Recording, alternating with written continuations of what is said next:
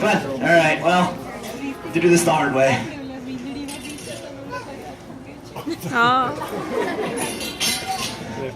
So how do you guys find this funny?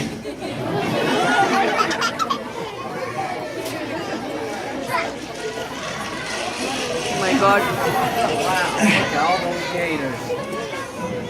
And so, we have ourselves a volunteer.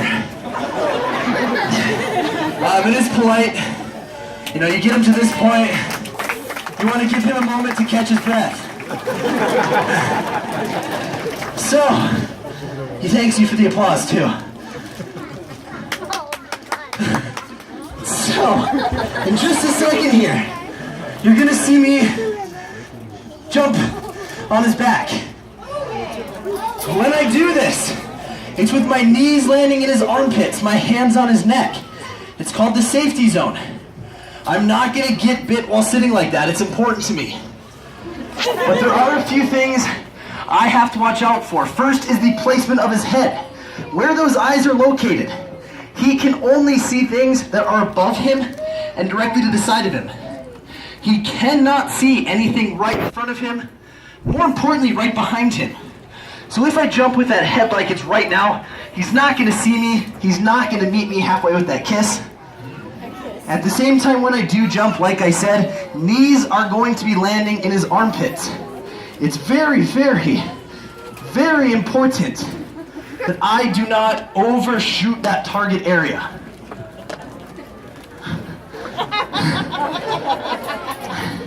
So, we're gonna get that head lined up here. We're gonna jump. Just like that. And then from here, it's a whole lot of yeehaw. So, knees up in his armpits, my hands on his neck, and my feet, they're gonna be tucked inwardly. And as you can see, it gives me full control of this animal. So you also might notice I am actually covering up his eyes. Doing this, it does seem to relax him. We're not entirely sure why. There are several theories, however. My personal favorite theory is you cover up those eyes. He can't see anything. He thinks he's dead. Now, they are a smart animal, but we do need to remember that his brain is the size of a walnut. It's twice as big as mine. It's how I got this job. Any smaller at all, I'd be a manager.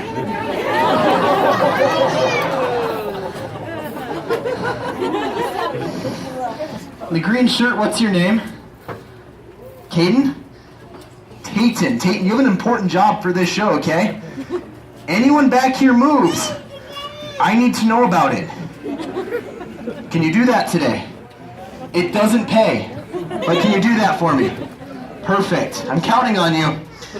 So while we're here, before we go ahead and actually close those jaws, I do like to take just a few minutes, point out some of the characteristics that make these guys so cool, such a unique animal, and I always like to start that on the inside of his mouth. So if you guys want to take a quick peek, you might notice that when his mouth is open,